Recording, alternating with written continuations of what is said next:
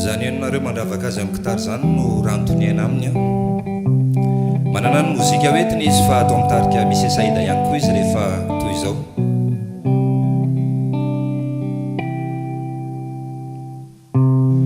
Betsaka mitsekeko ny tsara mihoatra anao, fa tsy hoe zay manana ny tsara de mananoatra anao. Tsy hoe ny atsara tare ihany fa ny atsara-panako no tena ny tiavako anao iny. Zako nefa toanao ihany firifiry mo ny adalako, nefa kosa tsy nampemitra anao zany. Yao yao yao, efa fantatrao, efa traminela, fa raha mbola misy fitiavany iray tavela. Vokatry ny voko fa tsy noterena, de omeko anao izy ny famba mitenena. Zay ao amponao ao mba tiako ekena, mba tiako inona, mba tiako jerena. Amasoko zay mijery anao eto anio izao.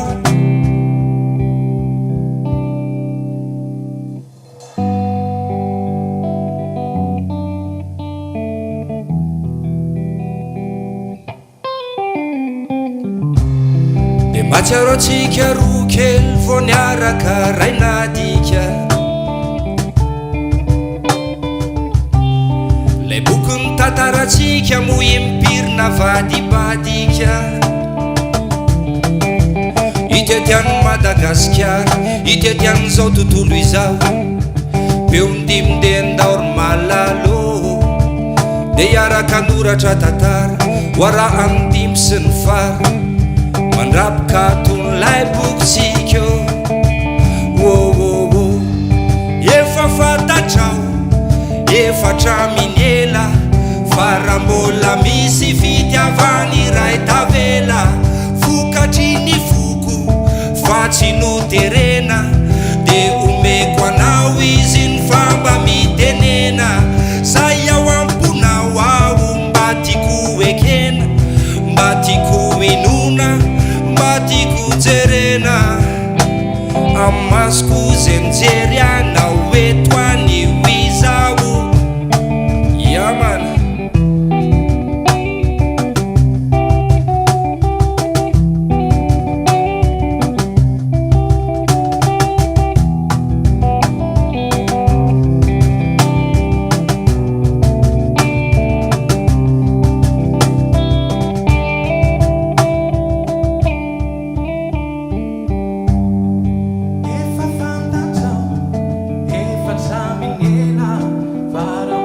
Misy fitiavany iray tavela.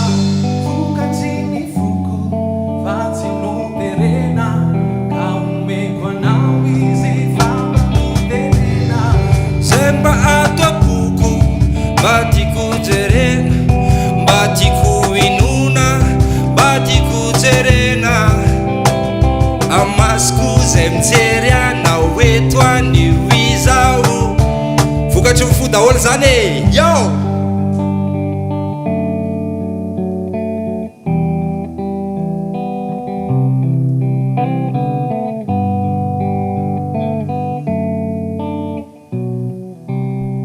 Sora tupka.